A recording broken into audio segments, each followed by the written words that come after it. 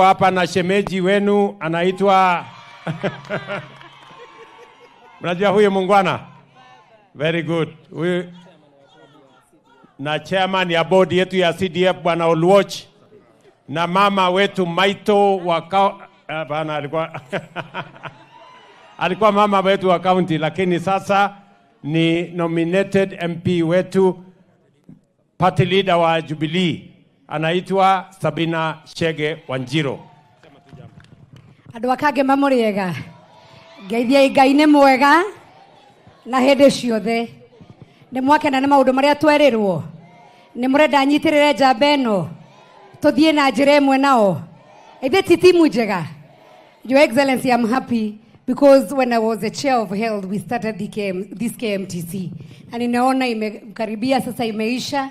Our plea ni kama 30% ya students watoke hapa Kangema na Murang'A, na hiyo itasaidia sana. Mungu akubariki. Why Jubilee Party we want to support you, Your Excellency, and your team? It's because the project that was started zote unakuja kumalizia na unaanza zingine mpya. May God give you good health, energy so that you can serve these people. Mungu awabariki sana. Asanteni. Na niko na PS wangu, huyu mama anaitwa Modoni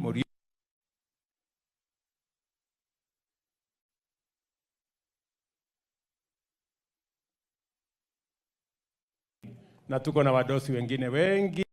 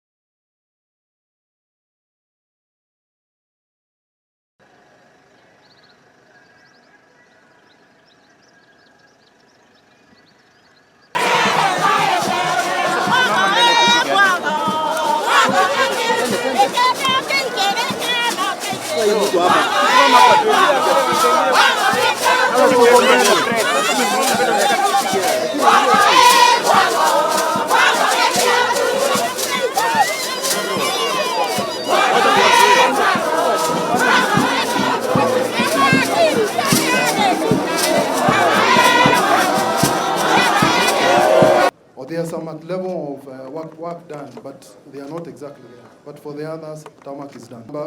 Number 5. Number 6, 7, and 8 are the ones that are really ongoing, which is in Kiambu. And Your Excellency, of the one day, about 50%. For Murang'A, and one veil the plaque.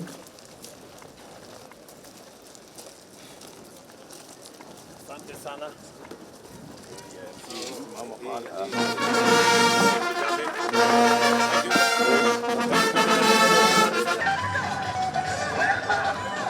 Makofi rais, tukiona lile tinga likiondoka ikiwa ishara ya kwamba sasa ujenzi wa barabara uko tayari kabisa.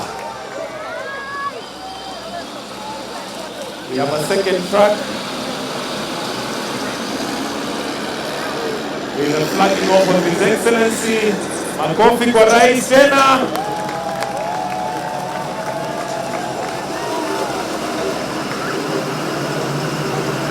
ishara ishara kwamba barabara sasa iendelee kujengwa.